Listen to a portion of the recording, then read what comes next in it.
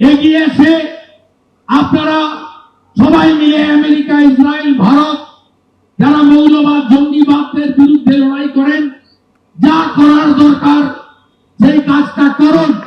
কারণ এরা রাজনৈতিক বা কূটনৈতিক পদ্ধতিতে থামার লোক নয়। এরা যে ভাষায় কথা বললে সন্তুষ্ট হয়, যে ভাষায় কথা বলে একটা সময় ডোনাল্ড ট্রাম্পের নেতৃত্বে আফগানিস্তানে তালিবানকে ধ্বংস করা হয়েছিল, ওসামা বিন লাদেন ধ্বংস হয়েছে, ইসরায়েল যেভাবে ভিতরে ঢুকে হামাসের প্রধানকে খতম করে দিয়েছেন, ঠিক একইভাবে বাংলাদেশের এই অর্বাচীন জঙ্গিগুলোকে, অবৈধ সরকারকে উৎখাত করার জন্য বিশ্ব সমুদায় এগিয়ে আসবেন, এটা আমরা আবেদন করব। বাংলাদেশে হিন্দুদের ওপর যখন লাগাতার অত্যাচার হচ্ছে, এবার বাংলায় প্রতিবাদ জানালেন সনাতনীরা।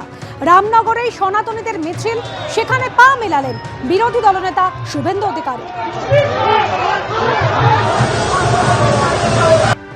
বাংলাদেশ যতই ভারতকে রক্তচক্ষু প্রদর্শনের চেষ্টা করুক না কেন, সামরিক দিক থেকে, সামরিক শক্তির দিক থেকে কোনোভাবেই ভারত বাংলাদেশের কোনো তুলনাই হয় না। কারণ ধারে ধারে ভারতের থেকে বাংলাদেশ অনেকটা পিছিয়ে রয়েছে।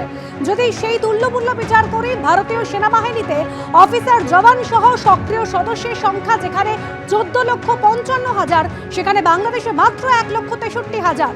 গ্লোবাল ফায়ার পাওয়ারের রিপোর্ট অনুযায়ী ভারতের কাছে মোট 2,296টি এয়ারক্রাফট রয়েছে, সেখানে বাংলাদেশের মাত্র 216টি।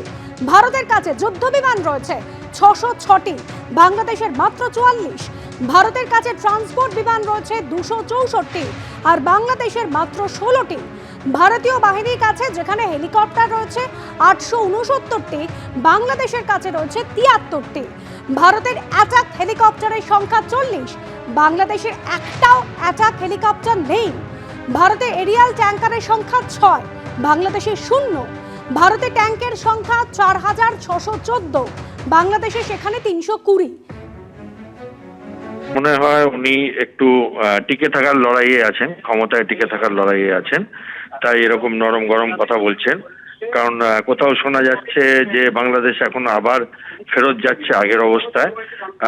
তো উনি একটু বাজার গরম করছেন, এবং বাংলাদেশের আর্মি চিফও রিসেন্টলি কিছু এমন মুভমেন্ট করেছেন, একটা প্রথম আলোকে ইন্টারভিউ দিয়েছেন, তারপরে খালেদা জিয়ার বাড়ি গেছেন।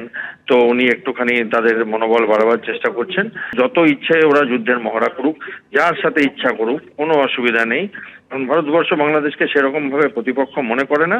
থ্রেট তো ভুলে যান, থ্রেটের কথা না। একসাথে ভারত, পাকিস্তানের চীন যদি একসাথেও লাগে, তাও ভারতবর্ষ এখন তাদের সাথে সমানভাবে